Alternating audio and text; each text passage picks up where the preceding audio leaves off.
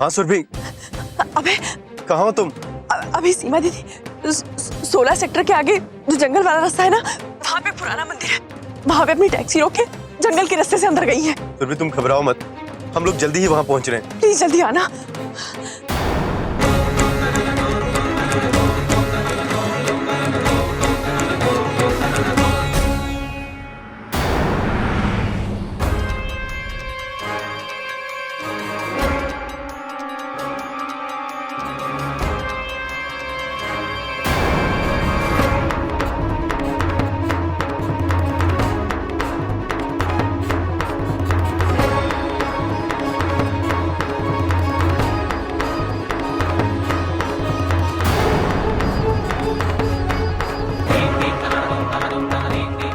दीदी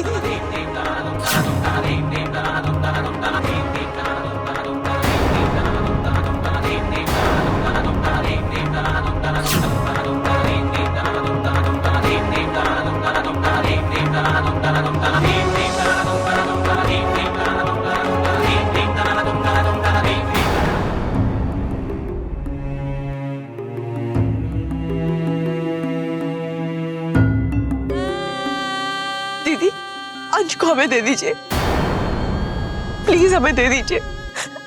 आप ऐसा क्यों कर रही है? नहीं, हम अंश को नहीं देंगे। तुम यहाँ से चली जाओ सुरभि। लेकिन दीदी आप तो ऐसी नहीं थी ना। आज आपका भेद सबके सामने खुल गया है। पूरे परिवार को पता चल गया है कि आपने ही अंश को अगवा किया था।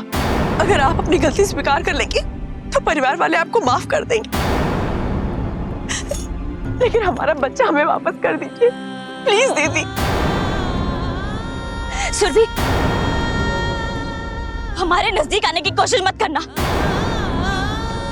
अब किसी भी हालत में अंश को तुम्हें नहीं देंगे। अगर तुमने हमारे नजदीक आने की कोशिश की तो हम अंश सहित इस पहाड़ी से नीचे कूद जाएंगे।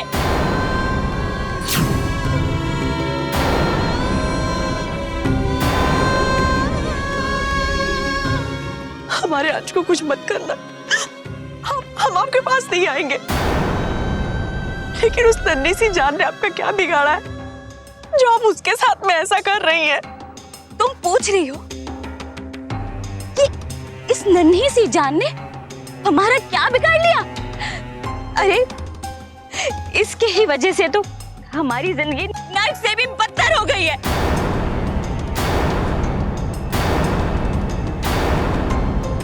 जिसे देखो दिन रात हमें बांझ होने के लिए ताना मारता रहता है, हमें मनहूस कहता रहता है।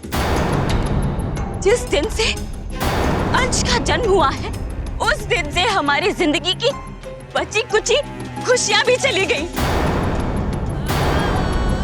हमारे पति जो पहले हमें सिर्फ ताने मारा करते थे लेकिन हमें अपनी पत्नी तो मानते थे, उन्होंने भी अब हमें दरकिनार कर दिया।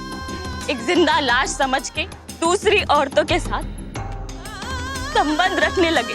हमेशा हमें ही गलत समझा गया। बच्चा पैदा ना होने पर सारा दोष हम पर ही मर दिया गया। डॉक्टर के पास हम खुद अपनी जांच करवाने गए। डॉक्टर ने भी कहा कि हम में कोई कमी नहीं है, हम मां बन सकते हैं। लेकिन फिर भी किसी ने भी हमारी बात पर यकीन नहीं किया। हमेशा हमें ही झूठा समझा गया।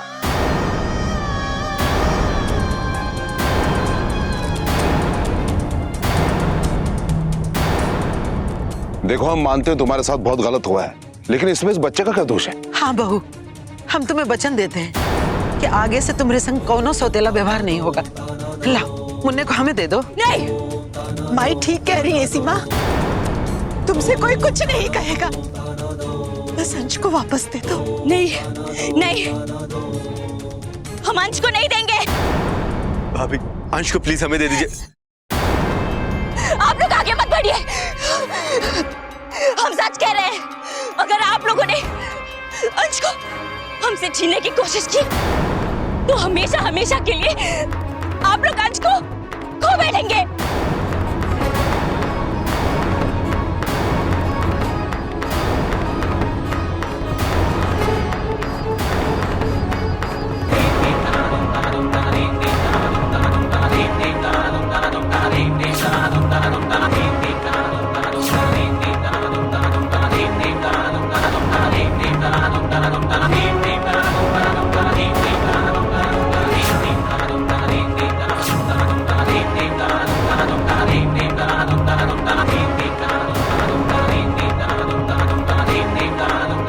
नहीं सीमा, आप लोग आगे मत बढ़िए। नहीं, ऐसा मत करना दीदी। हम मानते हैं कि आपके साथ बहुत गलत हुआ है। आप इसकी सजा हमें क्यों दे रही है? हम तुम्हें इसकी सजा नहीं दे रहे सुरभि। हम तो सिर्फ इस परिवार के एकमात्र वारिस को मार के इस परिवार को सबक सिखाना चाहते हैं।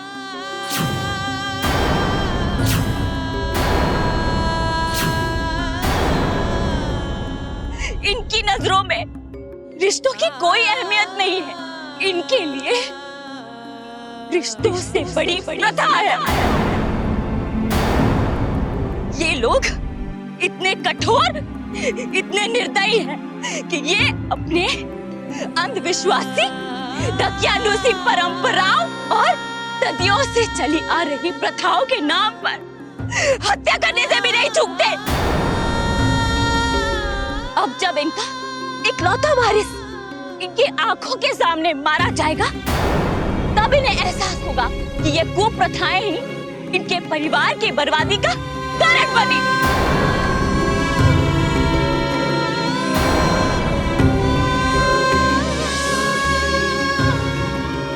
आप जिसे इस खानदान का वारिस समझ के मारना चाहती हैं, असल में वो हमारा बच्चा है ही नहीं।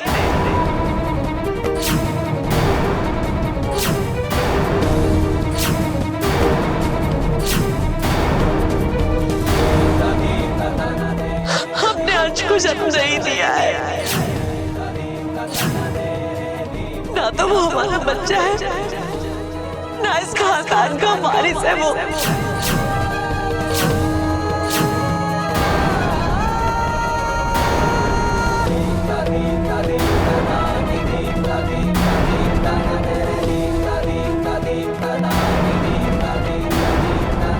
नहीं, तुम झूठ बोल रही हो सुरभि। हमें तुम्हारी बात पर यकीन नहीं। तुम सिर्फ अंश को बचाने के लिए ये सब कह रही हो। ये सच नहीं है। आप सच कह रहे नहीं। अंश प्रतिभा का बच्चा है।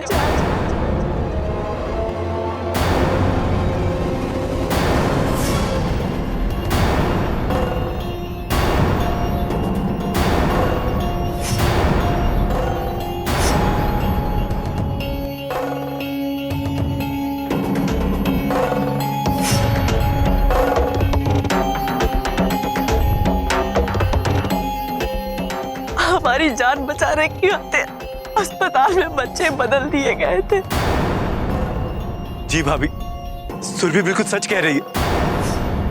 आज तक आप लोग जिसे प्रतिमा की बच्ची समझते आए हैं, वो प्रतिमा की नहीं, हमारी अपनी बेटी है। अगर हमने ऐसा नहीं किया होता तो सब लोग हमें जान से मार देते। हमें तो किसी का सहारा ही नहीं था। अब तो वो बदनसीब है जिसे उसके मायके और ससुराल वाले मिलके मारना चाहते थे, लेकिन हम अभय को नहीं खोना चाहते थे। अगर आज हम और हमारी बेटी जिंदा है तो सिर्फ हमारे अभय के प्यार और प्रतिभा की दया की वजह से।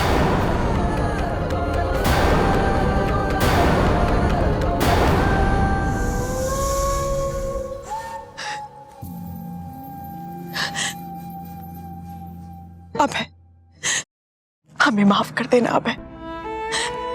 हमने तुम्हें दिया हुआ वचन तोड़ दिया, लेकिन अंश को बचाने के लिए हमारे पास कोई दूसरा रास्ता नहीं था। अंश की जान हमारे लिए ज्यादा कीमती है। प्लीज हमें माफ कर दो।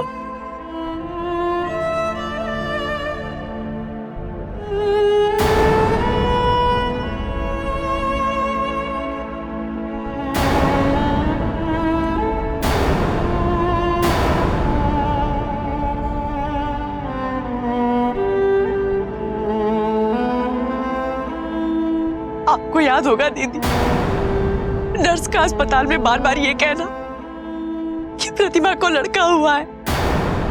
रजिस्टर में साफ साफ लिखा है कि प्रतिभा जी ने लड़के को ही जन्म दिया है। अमर का अभय को ये कहते हुए सुनना कि हम अपनी बच्ची की परवरिश में कोई कमी नहीं छोड़ेंगे। अभय का प्राची के कान छेदन के लिए जिद करना। बाबूजी, हमारी बिटिया के भी कान छिदवा ले। चुप रहो अमर, कभी भी मौके का फायदा उठाने से बाज नहीं आते। चुपचाप वहीं खड़े रहो। माँ मना मत कीजिए, प्राची के कान में भी छेद हो जाने दीजिए, इसमें गलती क्या है? पंडित जी, आप प्राची के कान में भी छेद करवा दीजिए।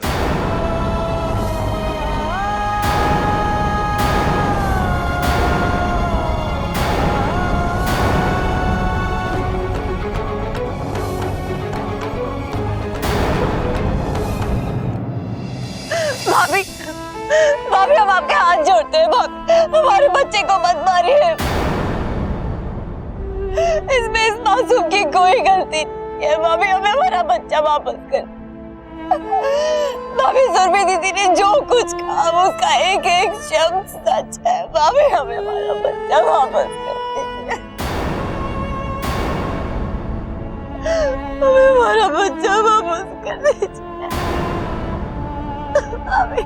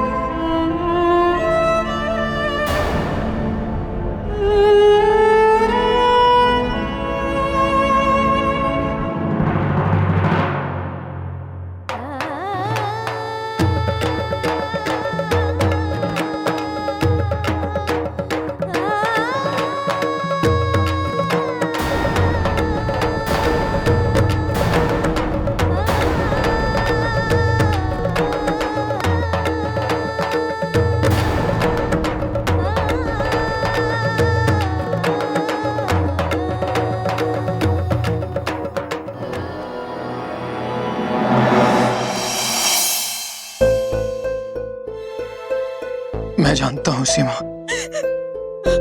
मैंने बहुत जुल्म किया है तुम पर, बहुत तकलीफ पहुंचाई है ना।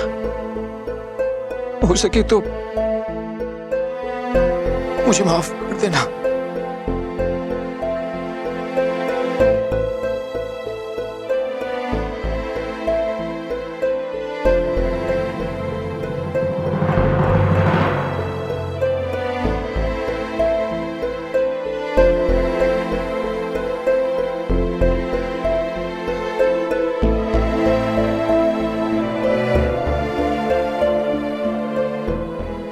अब हम बहुत हल्का महसूस कर रहे हैं। प्रतिमा और अमर के साथ में जो भी अन्याय हुआ उसका बोझ हमें छीने नहीं दे रहा था, लेकिन अब हमारे मन में कोई भी अपराध बोध नहीं है। हमारा जो भी अंजाम होगा हमें सब मंजूर है। हमें ये समझ नहीं आ रहा है कि हम अपने बच्चों के सामने किस मुंह से माफी मांगे। हमारी जिद और हमारे अत्याचारों की वजह से हमारे बच्चे एक दूसरे के दुश्मन बन गए। जिस परिवार को हमने गलत आदर्शों, परंपराओं और प्रथाओं से बांधने की कोशिश की, आज वही परिवार टूट गया, बिखरने के कगार पर आ गया है। सदियों से आने वाली ये परंपराओं की पट्टी हमारे आंखों पे बंधी हुई थी, इसलिए हमें अपने बच्चों की खुशियां नजर नहीं आई, इनका भविष्य नजर नहीं आया। हमें अफसोस तो इस बात का रहेगा कि हम एक पिता का फर्ज और इस घर के मुखिया होने का धर्म अच्छी तरह से निभा नहीं सके। हम अपने सिद्धांतों के गुरूर में जीते रहे, जिसमें हम अपने रिश्ते भूल गए। इसलिए मैं हाथ जोड़कर अपने बेटे और अपनी बहुओं से माफी मांगता हूं।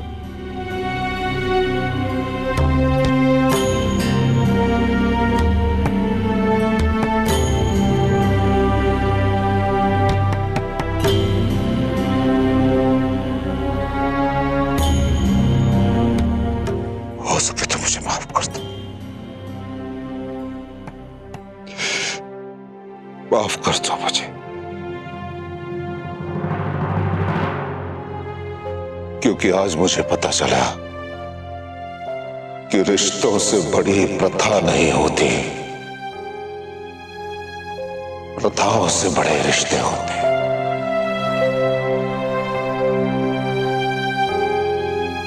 माफ कर दो मुझे, माफ कर दो। नहीं मार्कंडे, आज हमरे कारण इस परिवार की ई दुर्दशा हो गई। भविष्य के चक्कर में हमने अपने परिवार का सत्यानाश कर दिया, अपने परिवार को बर्बादी की कगार पे लाके खड़ा कर दिया। ये हमरी ही हार है कि आज हमरे जीते जी हमरे ही बच्चे एक दूसरे के दुश्मन हो गए। हाँ भाई, ये बहुत बड़ी हार है हमारी। इसलिए हम चाहते हैं कि हम अपनी जिंदगी एक नए सिरे से शुरू करें, जहां पे ये खोखले परंपराएं ना हो।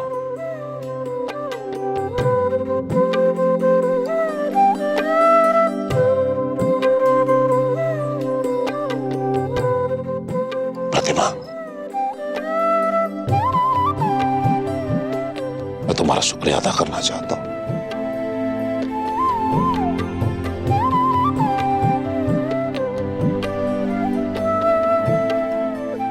तुमने हमारी बेटी का इतना ध्यान दिया, सब कुछ जानते हुए भी तुमने उसका फायदा नहीं उठाया, इसलिए तुम चिंता मत करो। अंश की परवरिश हमारे पोते जैसी होगी।